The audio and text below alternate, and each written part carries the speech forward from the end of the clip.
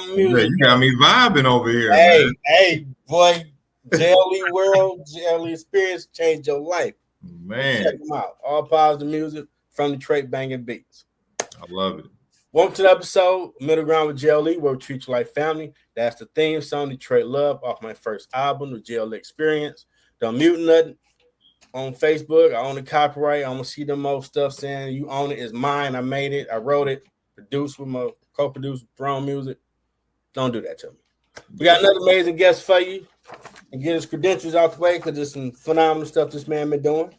We got a fellow Wayne State University alum, CEO and founder of Fresh Air Detroit, L.L.C, Etiquette Instructor, life coach, male mentor, and the Union career manager, Elder Marc Spight. If I said your last name right.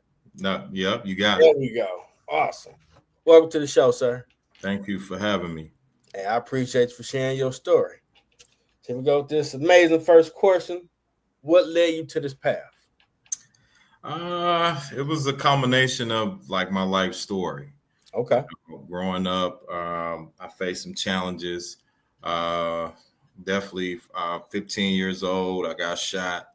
Ooh. And it was just a terrible experience for me.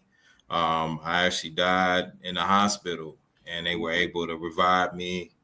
And, just going through that experience, I knew that I knew what it's like to feel lost. I knew what it was like to just see, be in despair. And I wanted to make sure that I provided, hope and guidance for young people. Every job I pretty much have or been involved, supporting youth, helping youth, and just, I wanted youth to know that they can win in life no matter the circumstances, just allowing myself to be a vessel for God to use to help, young people have a second chance.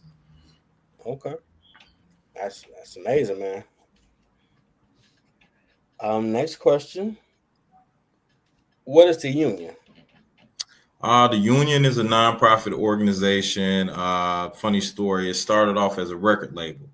Okay.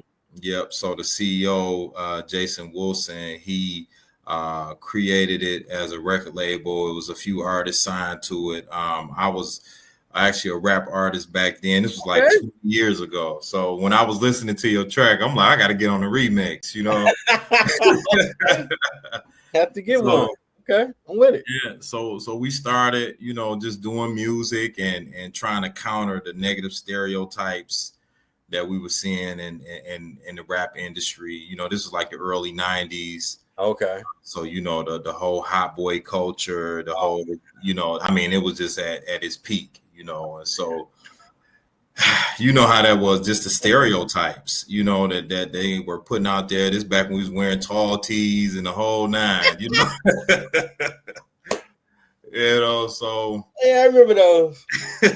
Everything my mama named. Right, So the Union, they were trying to counter those negative stereotypes through media. We would put out videos and just all kind of stuff. And I was just a part of that whole movement. Right. And it went from there. He got with his wife, Nicole, and they decided to start a nonprofit. And it started off with like life skills and mentoring, and it grew into what it is now with the Cave of Adullam, which is an amazing social emotional learning transformative academy for young men, where he uses martial arts to help teach them how to balance their emotions. I'm a career manager, basically like a career coach with their workforce development program, but I pretty much done everything that the Union offers, as far as with they got a program called SWAG, where they go into the schools and teach confidence and self-awareness, keys to life, where we use music. Actually, that's at Wayne State, where we use music to help teach life skills. They learn beat production. They learn playwriting, dancing, just, the whole spectrum of music and anything creative. So we use that to also counter, the negativity and all of the ideas that you have to twerk and do all these things in order for you to really express yourself. They actually have a play coming up tomorrow at DSA at 7:00. So that's going to be really amazing. My son, he's involved. He works. He's staff there at their summer camp. They do GDYT and everything too. So, so the union now is like an umbrella for all of these programs that are in the community. And, we're right over there by Focus Hope across the street from Focus Hope. And we're in that community and just really, doing our best to touch the community and revitalize the neighborhood over there. That's good stuff. We definitely need that because that time period. Everybody trying to be thugs, man. Right. It's cool to be a nerd, man. Be yourself. Exactly. That. You founded Fresh Air Detroit LLC. How did that come about? Well, so it's funny because initially I created the program to really support my son and a couple of young people that I knew. Okay. So, I got tired of him coming from basketball practice smelling like Coney Island and stuff, so, but, when you're a young man, you're growing and you're developing. And so, you have to learn how to, do grooming and all of those things. So I'm like, how can I teach him in a way where, it can impact him? Because, a lot of times as a parent, when you saying stuff, it don't really register. They got to hear from somebody else. So I tried to strategize on many ways to bring it about. And God gave me the inspiration to create it's almost like a comic, like an anime comic. Nice. To highlight a character named Heir. And so this character named Heir, which is spelled Heir, like an heir to the throne. Okay. He goes through these challenges and, he has this journal that his father left him. His father passed away, and he has this journal that his father left him to help keep him on the right track. And so it kind of came from there. I pitched it to our CEO at the Union, Jason, and he loved the idea. Mm-hmm. And they were doing some etiquette things with the boys, but he was like, this is it. I believe like this is a program that they can really get behind. So he put the battery in my back to really move forward with it. So I started doing it with the kata, which is the cable for Alum. And I'm in my second year, going to my third year doing it now. That's dope because you don't hear about teaching etiquette to guys. I know they had that show with Puff Daddy assistant first doing etiquette, but that's most you heard of. Like, well, there's etiquette on how you eat, carry yourself, dress. But man, that's corny. You can't no, that's grown man business right there. Exactly. And that was the thing because, a lot of the young men didn't know how to speak, in a room when they went to get jobs, because I also do workplace etiquette. They would come in with jeans on and T-shirts and, they had no idea, how to do simple things. And we were noticing a high turnover when we gave them jobs. We placed them in these wonderful places like Accenture and all these places in Code 313 and they was having issues just communicating, and so he's like, what, we really need to lean in on these soft skills with not just the young men but the young ladies as well, and teach them how to engage, how to interact, because they on their phones mostly, they just lack human interaction, just hello, how are you? Like, I used to get on my son, he come in the house and won't even speak. And I'm like, how you walk in the room and not say anything, say good morning, say hi, Dad, how are you? Teaching them these things that we grew up with because they call us old school, but this is the foundation. That discipline will come. You walk in the room, don't speak to nobody. We weren't raised that way. Right. Yeah. That's good. That's definitely needed because I know at Wayne State going there, walk through Gullah Mall, it was common. Yeah. I'm like, man, we're in Detroit. Street rules always apply anywhere. Definitely. Watch your surroundings. Mm-hmm. Don't be walking like this with the phone in your face by you bumping into something or someone's run up on you, give me your stuff. Like, come on, man, what y'all doing? Yeah. Thinking it's wrong. And then, you know, they go up to the universities. Let's say they do go to school. You know, it's a culture shock a lot of times. And, you know, they really don't know how to interact. You know, my wife, she you know, really focuses on the women, you know, and the young girls. She talks to them about hygiene and different things like that. Because, you know, it's just as important with the women. But I just see the young men, you know, just being labeled, you know, and this YN label that they throw around so often, you know, I can't stand it, you know, and it's like a lot of them are embracing this identity. And I'm like, you're not that, you know, and a lot of them don't even come from homes like that, households like that. They just want, you know, just like we was doing the tall tees and you know, so it's but at this, you know, day and time is so critical because you see a lot of them getting shot down by the police because they don't know how to engage. They don't know how to really deal if they got to go to court, if they got to take care of business. They really don't have just a framework for it. So, and I didn't know what YN was for me. I had to look up what is this like. Oh, this is a new way to say that word. Okay. Yeah. It's nothing you want to be. Not at all. You want to be yourself. Being yourself is cool. Yeah, I agree. And 25 is weird that you have to re-say that to people. It still matters to be you. Yeah. Because that's all you got. Yeah, definitely.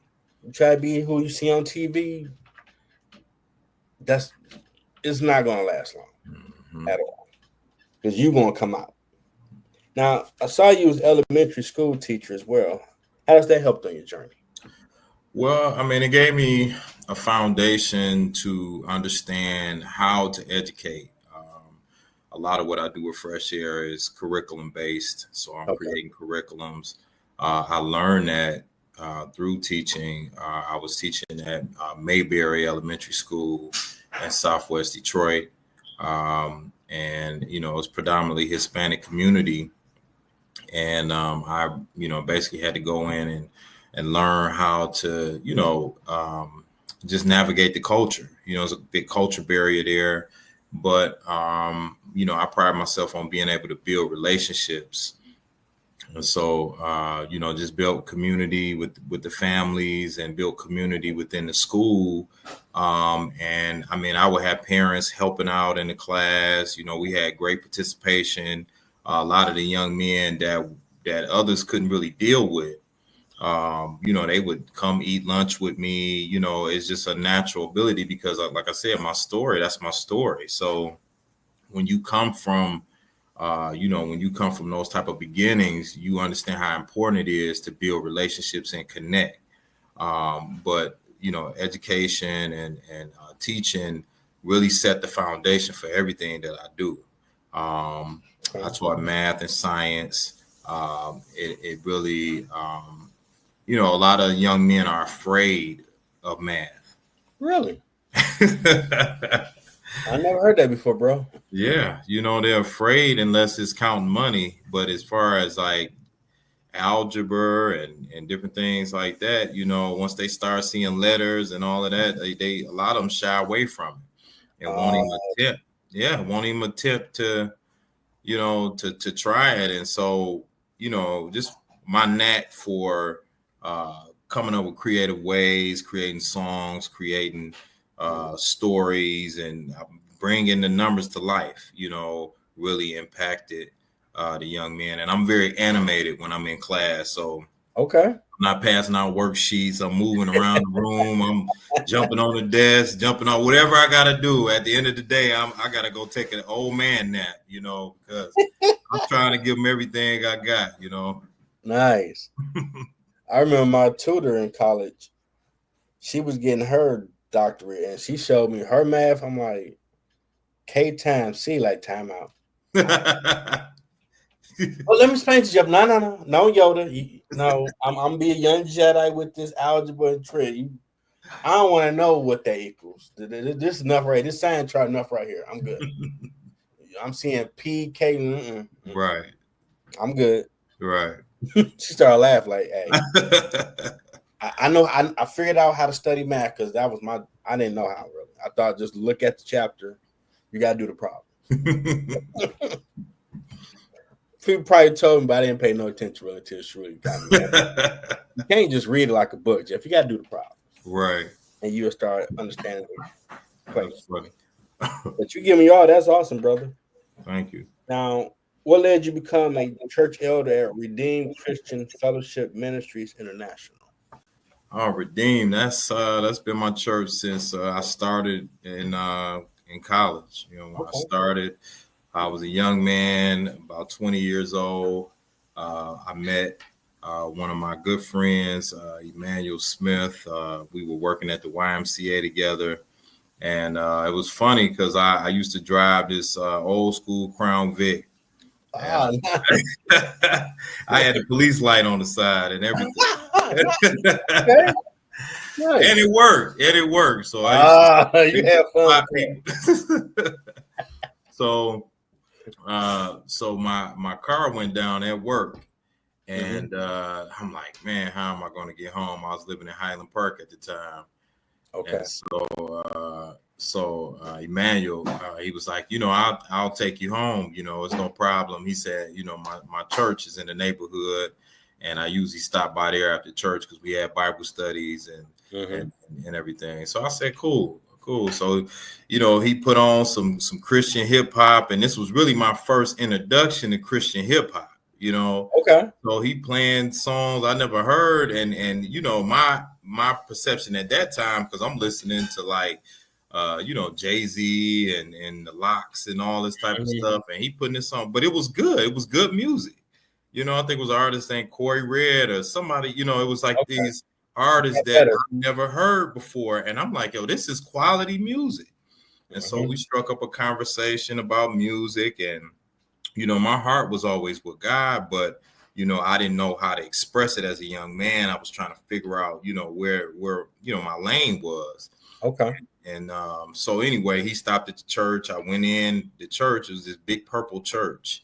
And I said, you know, I looked around and, you know, I had a feeling. I said, you know, it's something different about this place. Okay. And so, you know, when he dropped me off at home, I, you know, got my car, and then the next time I was driving, I said, you know what time do y'all have Bible study? So I stopped by the church, and they had Bible study, and it was so many young people. I had never seen so many people my age. It was like the whole church was like college students pretty much. Nice. And I had never seen that before. Like most times, like I went to an old school Baptist church. Okay. And, you know, it was mainly like older people. You know, and they had youth events, but, you know, it really wasn't like nothing that I would want to go to, you know. So, you know, but they would have these parties on, it'd be like once or twice a month called Hype Nights. Okay. And so they would have different artists come and perform, and we would dance. I didn't even know you could dance at church. You know, they was dancing, and you know, because like I said, you get to dancing at the Baptist church. They throw the you know, they throw the blanket on. You be wrapped up. You know, so I'm like, they dance in church, they pray. You know, I just never seen that. Yeah. And I was just amazed, and so, you know, I never stopped. I kept going. I've been at the ministry for like over 20 years. Awesome. Met my wife there, had a family there, and we've been married for 17 years. And, you know, beautiful. I haven't looked back. That's beautiful, bro. Because I remember early 90s, you start hearing about Christian rap, and it sucked. Yeah. But you feel bad to say it sucked. It's true though. So when I met my producer at Wayne, Todd Johnson, go by Throne Music. Check his. Mm-hmm. He Throne like Music. I think I heard of them. Yeah. He like the gospel Dre. Mm. Making music. I work him for my music, and I'm like, bro, you need to start doing this because your stuff awesome. He's laughing like, nah, man, gospel rap suck, bro. You talking about God don't mean everything working in that whole musical form. Yeah. But it's gotten tremendously better. Mid-millennium, you start seeing a revival where young people going to church more on campus. You might see them reading the Bible at Wayne. So it's been a good thing to see that people start accepting God more. Definitely. And you've been like every man because you're the postman, brother. How that come about? So it's a joke at my job. They call me a Jamaican because they say I done did every job. Every time we talk about something, I say, back in 03, I used to do this, and I used to.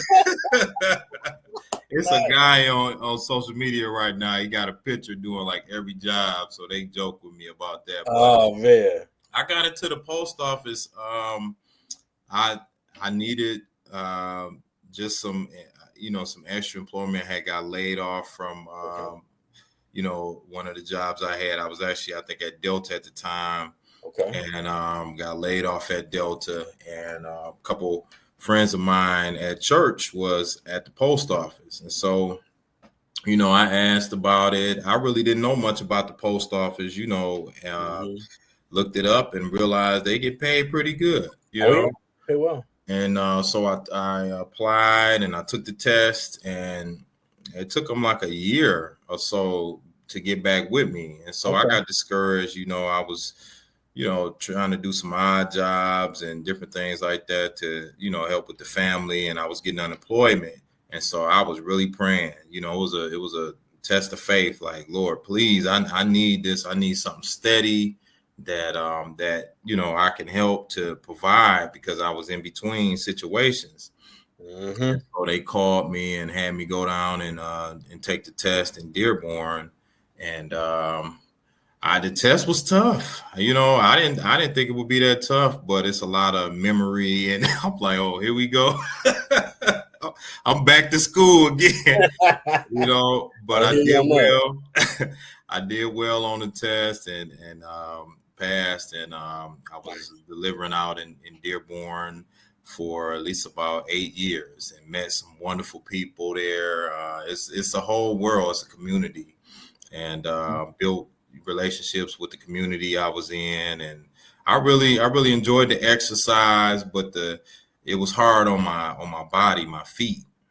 Okay. And ended up getting injured, and had to. It encouraged me to go back to school. That's how I ended up going back to school and finishing up my degree, and it pushed me into where I am now with the Union and creating Fresh Air. So, when you first started your college journey, did you think you would be where you are now? Not at all. I mean, college for me was like unfinished business. Okay. Because I heard you share your story. It was similar with me. It took me so long. I was like a 5th, 6th year senior. And I'm like, I was getting discouraged. For me. Because I would start, and then I got married, and my wife, she was very supportive, but it just, when we start having children, I had to put it on pause. Yeah.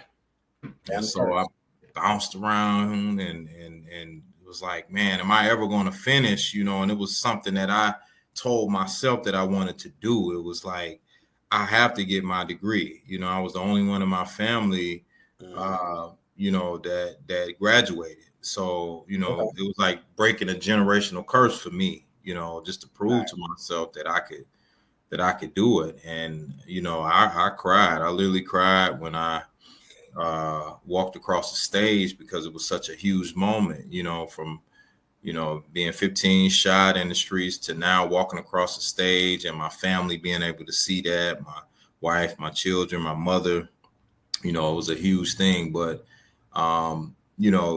getting me to where I am now, I see the importance of education because, that rigorous studying and all of that, just balancing schedules and just all the things you got to go through in school really does help you when you get out of it, when you get out here and work in corporate and wherever you are. I mean, I'm a better, more disciplined person as a result of it. And so it did really propel me to be where I am. That's awesome, brother. I graduated with 22. We did it because 20 was COVID. I just had to laugh like, yeah, it's my time, man. So yeah. I came out around that time too. Yeah. But I shook my head. Well, we reached the point to promote whatever you have coming up. The floor is yours, sir. Thank you. First, I just appreciate your platform. This was a great conversation. I love the vibe we have. I have some programs with Fresh Air that if you want to get involved, all my social media is Fresh Air Detroit, Fresh Air Detroit, Instagram, LinkedIn, Fresh Air Detroit, Linktree. You can find me at Fresh Air Detroit, pretty much anything. So what I'm working on now is coming up with a way to help with high schoolers that's doing workforce development, teaching etiquette to them so that they could be impactful in the work market. So that's a new component onto the etiquette that I teach. Right now, I'm doing grooming and dining etiquette, also advanced social etiquette. So if you're interested, you could reach out to me, DM me, let me know what you're interested in, and we can connect. Okay, I got on the screen. Type in Fresh Air Detroit. That's a dope way of saying air. You'll see them. I'm gonna follow you when I get down with the show a little bit. Thank you. Anything else coming up, brother? Like I said, my son, they have the play tomorrow. I don't know when this is going to air. Okay. So that is the 10th. They have a play. The Union is doing a production at DSA. There is like a rendition of Saved by the Bell. It's supposed to be pretty good. If you're not doing anything, come check that out. You remember that show from back in the day? Yeah. On that, man. Even the college years I watched. Yeah. So they doing a play. They've been working really hard on that. If you're looking for a church, you can come check me out at Redeemed Christian Fellowship Ministries International. Apostle Alfonso Smith and his wife Siobhan Smith, they are amazing pastors. Like I said, I've been there for many years. Just being active in the community. I support anything that's positive. I know they New Era Detroit does the giveaways in the community, and they go from different neighborhood to neighborhood. So anything that is positive in the community, I'm behind. Okay. I'm with that. You thought about writing a book? I actually have 3 books that are written. I haven't released them yet. Okay.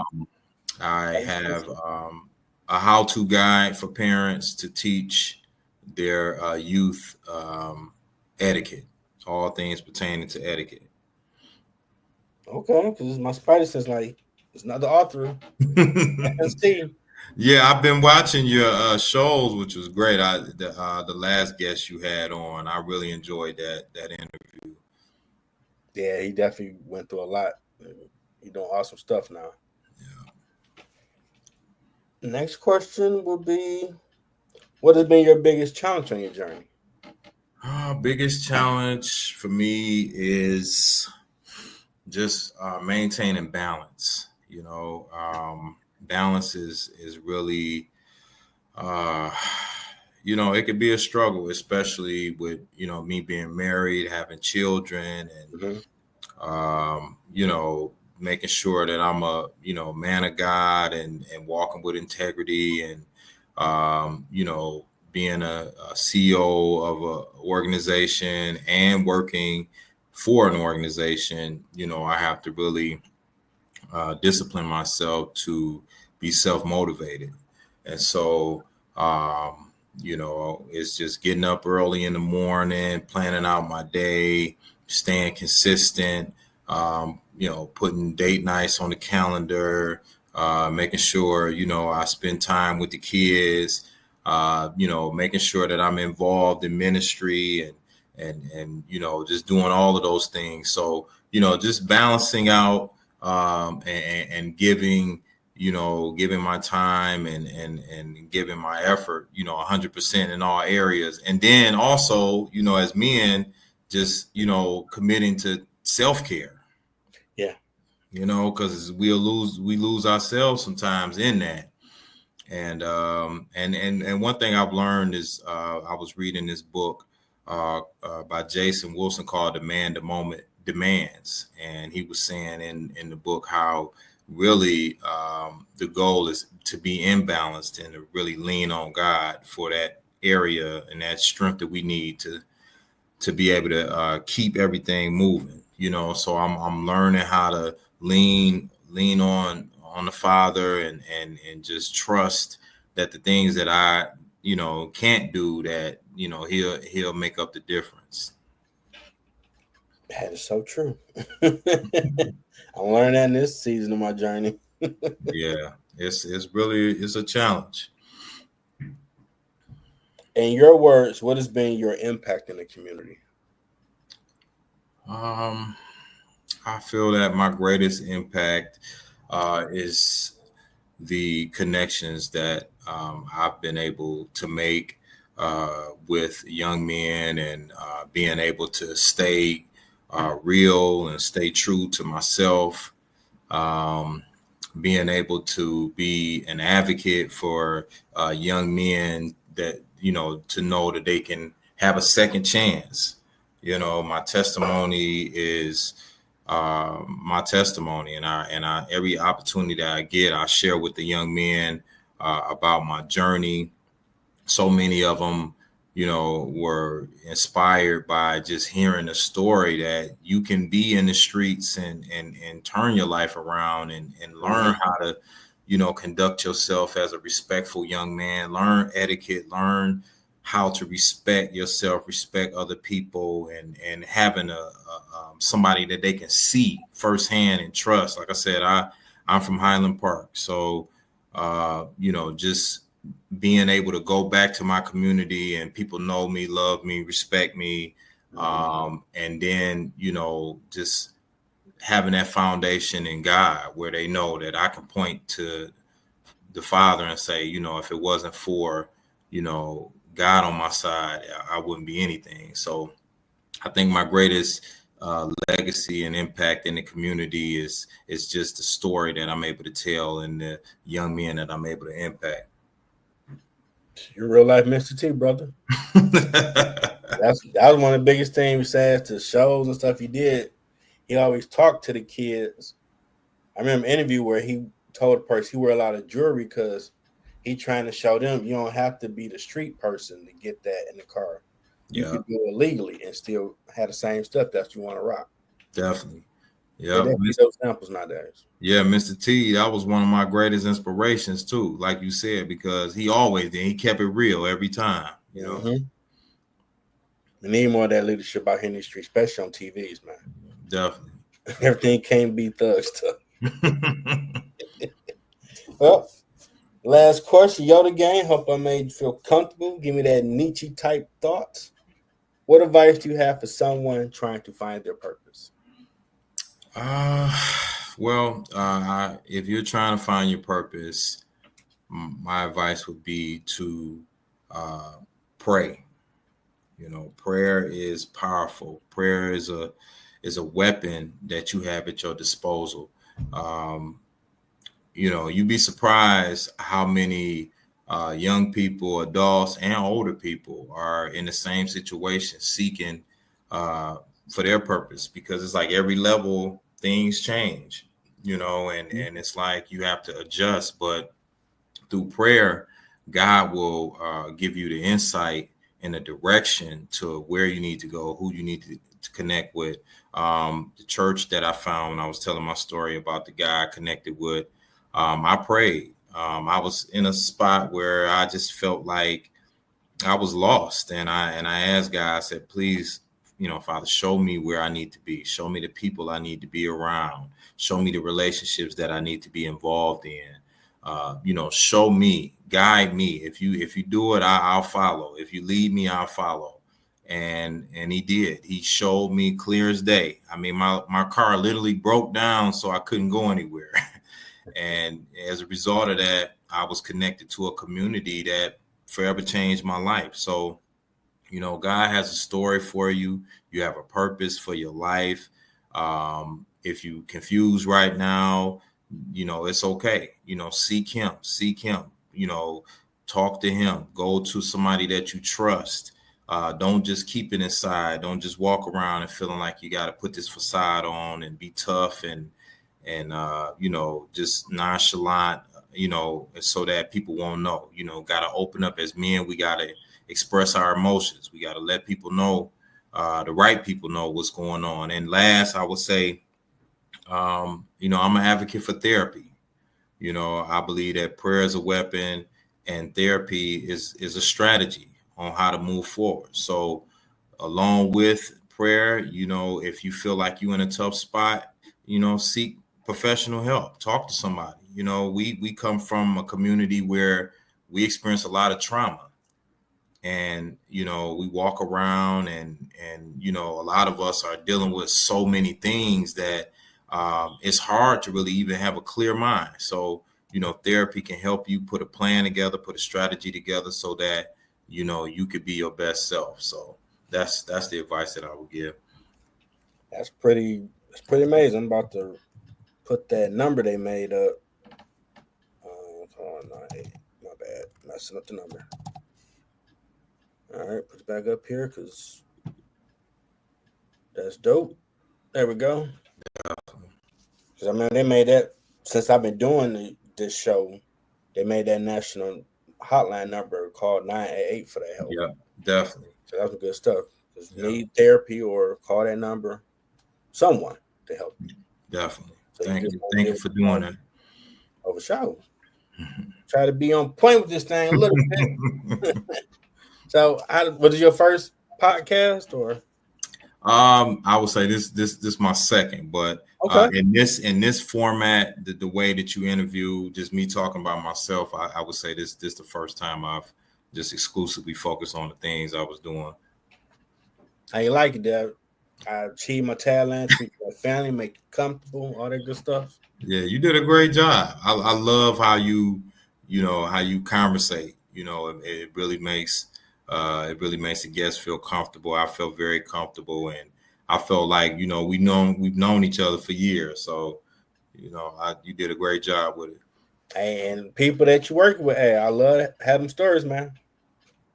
I'll definitely spread the word. I know you around a lot of great people who got some stories. Tell you, someday somebody gonna say, "Man, that show helped me." I don't know who's gonna be, but I'm gonna see a hashtag. That show helped me. Yeah, that's the whole point. Help people out. Thank you for everything. Hey, I appreciate you, brother. I'm sitting here like, dang. Yeah, I know what you going through. God got you, man. You talking, but he got shot. Look at him. Yeah. What you crying about? Yeah. No, it's a real thing. Gratefulness is a real thing, man. It really is. Definitely. You're definitely welcome back when you drop them books. Or I'm thinking about something mentioned to me. Maybe have fellas round table type conversation. Might figure that out. If you'd like to be a part of it, I'll reach out to you.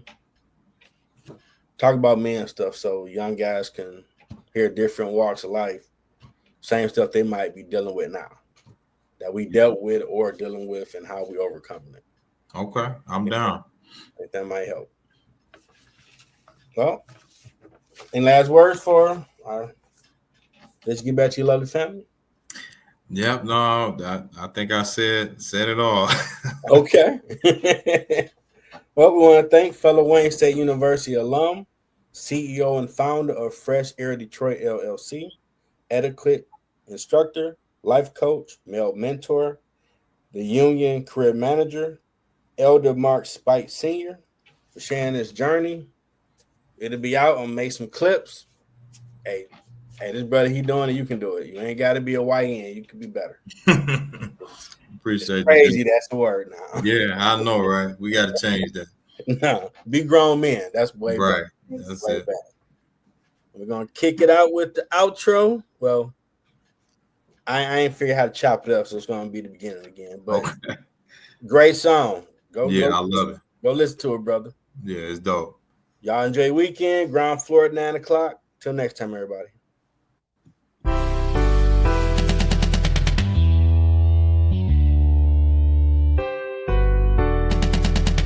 Detroit, welcome to the D, baby. 313